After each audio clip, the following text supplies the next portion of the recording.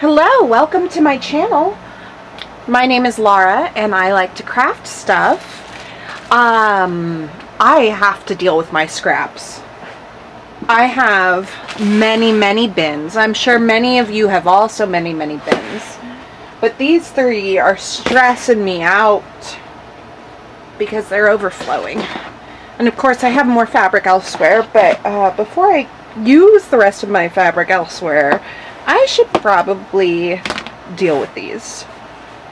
So, the thing is, I tried to use up a good portion of these fabrics on the last project, but as you can see, I clearly still have a ton left.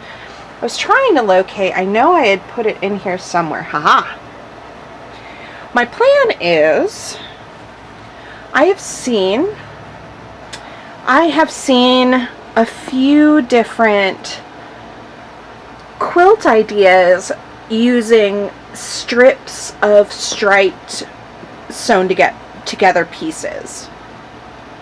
I will hopefully be able to put that image up now. I like to scroll on Pinterest for inspiration, and I found these quilts online, and they gave me the idea for the quilts that I'm about to make. This one is called Pom Pom Parade, and the photos were found on Quilting Daily. I loved the colors, specifically the stripes and the polka dots, and the fact that they were put into squares. I thought it was really super cute, super fun, bright, and colorful. I do not have the name of the creator for this quilt, but I will link the blog that I found down below. This quilt is a quilt I also found on Pinterest. I tried to Google the image, but I could not find an original source for this quilt. I really liked the stripes and the scrappy kind of feel. I was really starting to compile. Yeah, I was digging the stripes basically. And almost like an optical illusion kind of feel that's happening in this quilt. And then I found this quilt, which was mixing basically those two inspirations and was very similar to what I was starting to create in my head. It was created for the Kaufman No Prints Allowed challenge, and I cannot find the original creator, but I liked the abstract feel and the varied blocks on this quilt. And again, it was super colorful and bright and scrappy feeling, and I really enjoyed that. All of these quilts featured almost a rainbow of color, but something I knew with the scraps that I have, I wanted it to be more of a limited color palette. So I decided to mainly focus on greens and blues, a little bit of blues, not a lot, and then purples, because I love green and purple together. And I felt like that would be enough brightness and color to kind of really get what I wanted from these. But that's the idea, is I am just gonna sew long strips of striped fabrics, not too dissimilar to the last scrap fabric project I did. What can I say? I like sewing strips together. But this time it's going to be color coordinated. I'm hoping I can put them in a design like a square design, similar to the pictures if I'm able to show them to you. So I have purples that I want to use up, a whole bin of purples that I'm still trying to use up, and a whole bin of greens that I'm still trying to use up. So, and then in this tub are teals and blues. I don't know how much I will be pulling from this tub. It depends on what gets sewn from these two tubs. So, yeah. I should probably take these out and put them elsewhere, because I want to use them. Alright, so my plan is, the first thing I want to do is go through the purple bin and start cutting up fabrics. I'm probably going to actually do this with scissors because I need a break from rotary cutting. I don't know, maybe not. We'll see. I'm not going to be super concerned about straight lines on this because a part of the appeal is the ununiformity, I guess. I don't know.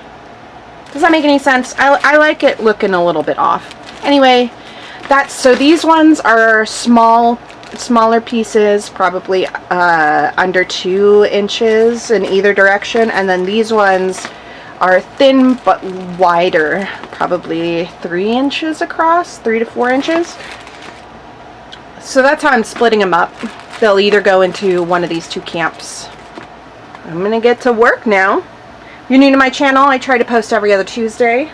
Like and subscribe if you want to.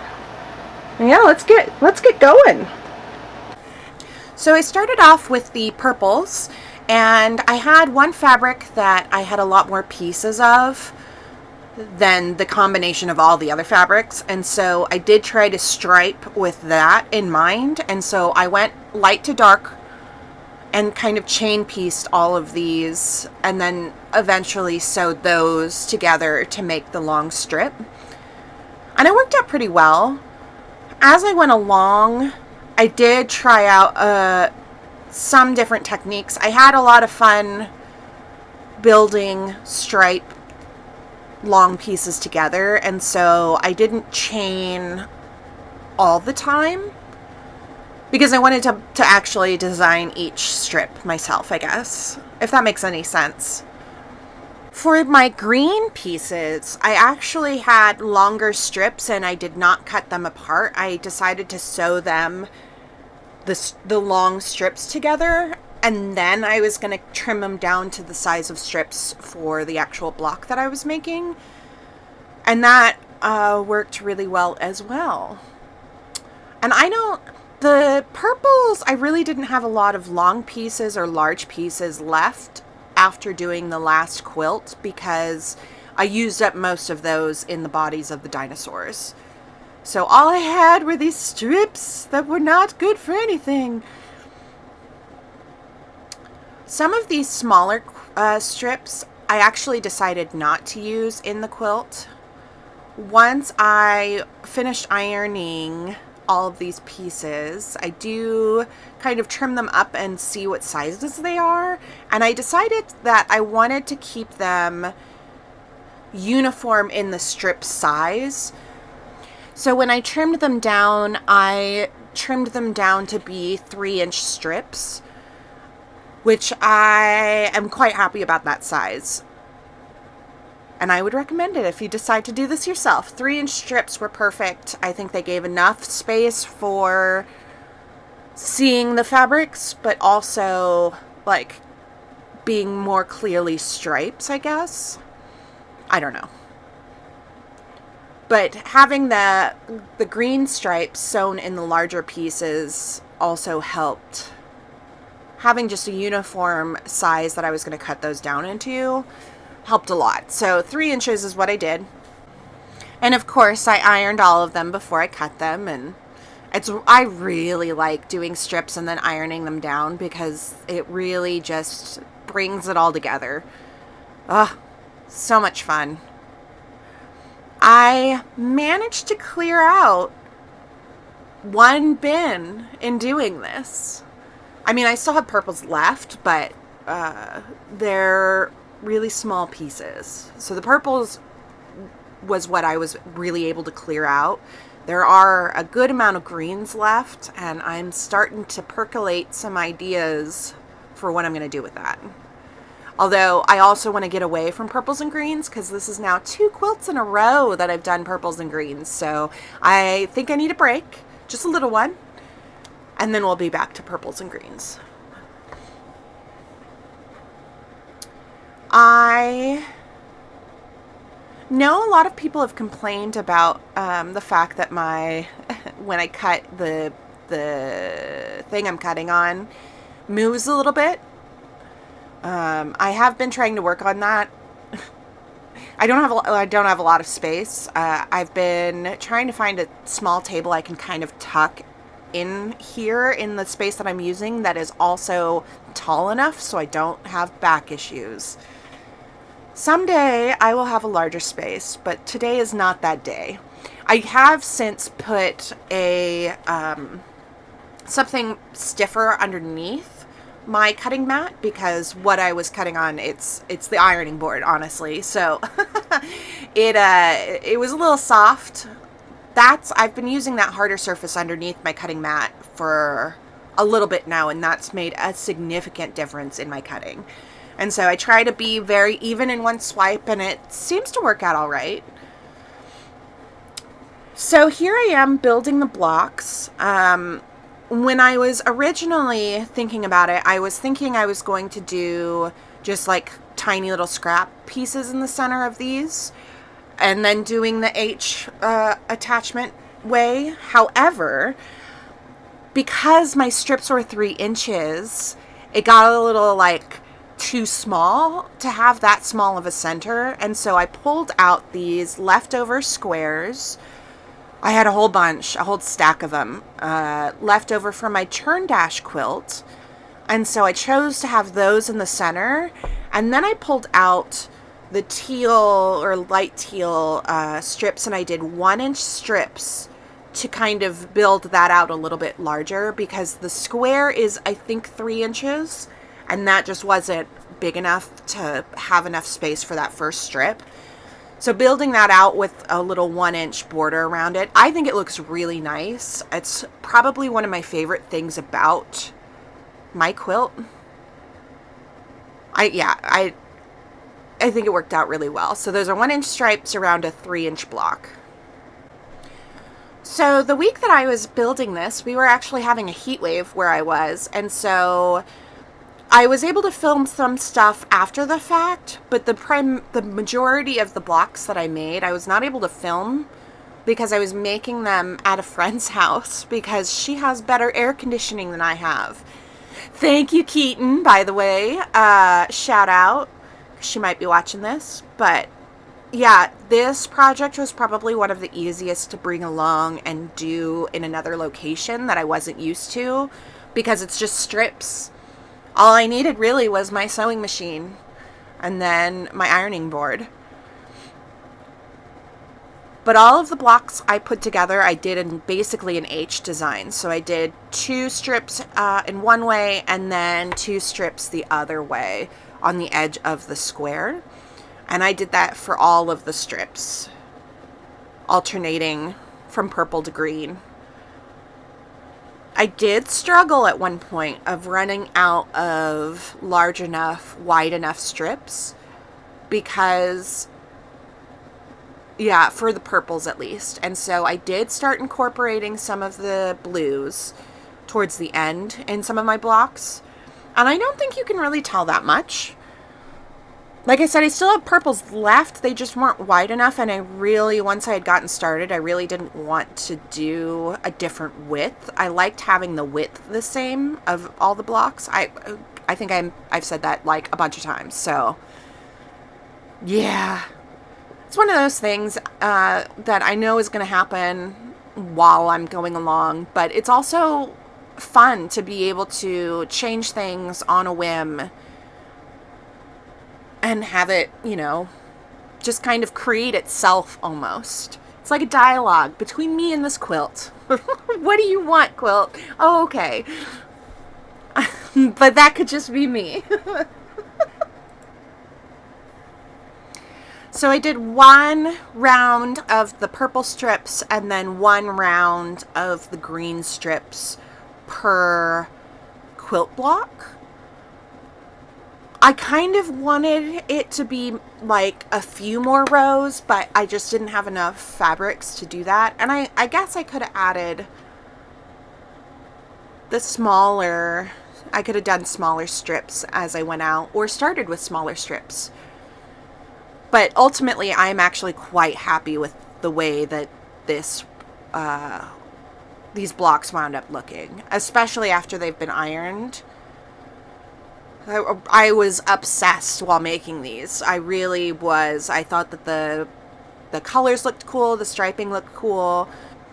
And I definitely did not have the same problem of trusting the process midway through this quilt. I didn't have that problem at all. I loved every single block as I was making them. I kept looking at them.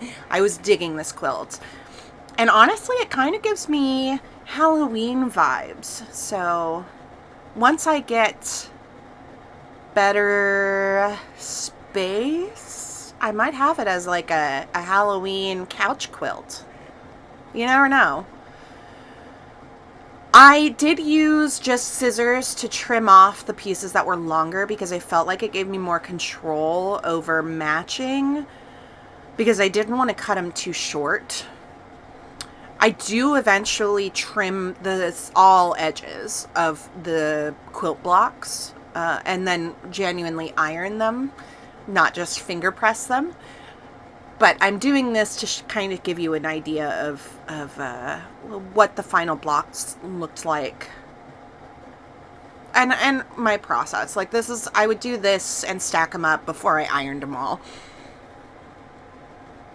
And then here I am trimming them down. And there were some issues with general sizing. I was not far off, though, which I'm quite proud of.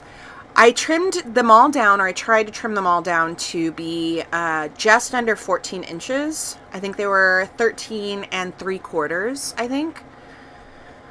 So in my inspiration picks, almost all of the quilts alternated the striping per block. And so, like, some of mine should have had green on the inside with purple on the outside. However, I chose not to do that because I really liked the purple with the green on the outside. And so, in order to put them together, I decided that I would need sashing in between all of the blocks to kind of differentiate the blocks, especially since I liked them so much on their own. Like, I really liked the blocks, okay? Can I get that point across anymore? I liked the blocks. So I decided to pull out some larger bits of fabric that I had in my fabric stash. And I just laid out the blocks to kind of see what I thought would look best. However, what I wound up going with is what I thought I was going to go with. But I think it helped a lot to kind of just get an overview of if it was going to be too busy or the right colors to go with all of the blocks and not just the outside of one. I really like that fabric. That was a Halloween fabric from Joann's a few years ago, and I just got a yard or two. And I've been saving it. I'll have a project for it someday. You guys got to let me know which one you preferred. This was part of why I wanted to film like this process, was so that you can see that sometimes I do have to think about it. And I don't know if, you know, necessarily every decision I would make is the decision that anyone else would make.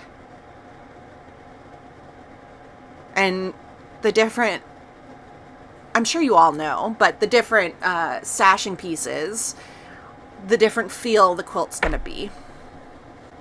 I did play with darker options and lighter options. In my head, I was thinking like a dark blue would be perfect, but I didn't want to go out and buy fabric specifically for this. And so I just am using what I had. I don't think that the light fabrics would have really, like this particular fabric, I feel like there's too much design and it's too light and the colors don't really match. And it would have been too much.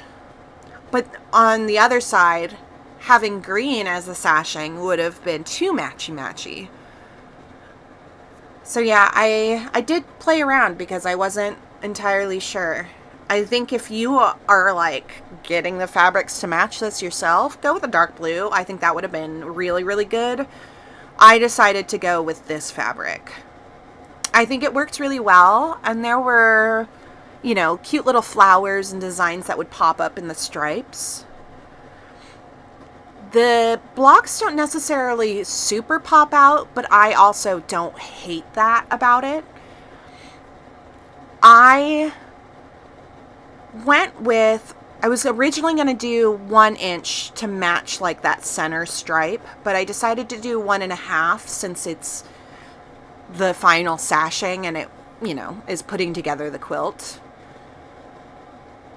So I cut them with the fabric, and I didn't cut all of the fabric, and so I did wind up having to cut some more as I decided to put a final strip all the way around as a border. I am ironing, obviously, here, my sashing for in between the blocks. I decided to go across first and then do the larger sashing in between the rows. I think that this is a pretty common process to put together quilts, but I'm just explaining it in case you want to know how I did it. I went with 4x4. I really was hoping I could get a 5th row in there, but I just didn't have enough fabrics. So it was 4 across by 4 down. So there were 4 rows to sew together. And yeah, I think it's the perfect little, spoiler, perfect little couch quilt. I was not precise in cutting the strips, the sashing strips, and so some of the flowers poke out and some of them don't. I don't mind that so much. I think it adds to the overall feel of the quilt of it being kind of scrappy and imperfect. Beautifully imperfect. And here is the final result. I think that it's probably clear in everything that I've said so far, but I really like this quilt. I am obsessed. I think that making all of the strips the same size while having the sewn together parts of the strip not being the same size really kind of showcases the fact that those inner strips are not the same size in a good way. I don't know if that's a very good way to say that, but I love it. If I could, I would probably make 50 more quilts like this. This was a lot of fun to make, but I am filming, and that might get a little boring for some of you guys. Let me know if you have ever done any projects like this. They are surprisingly easy, but so much fun. I love the surprise also, the surprise factor of how is this going to look in the end, because sometimes things change and it doesn't really come out the way that your brain thinks it's gonna.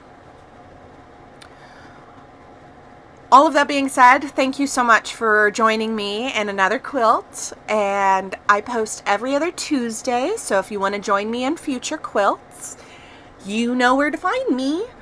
Like and subscribe if you want to, and I will see you in the next one. All right, thank you. Bye.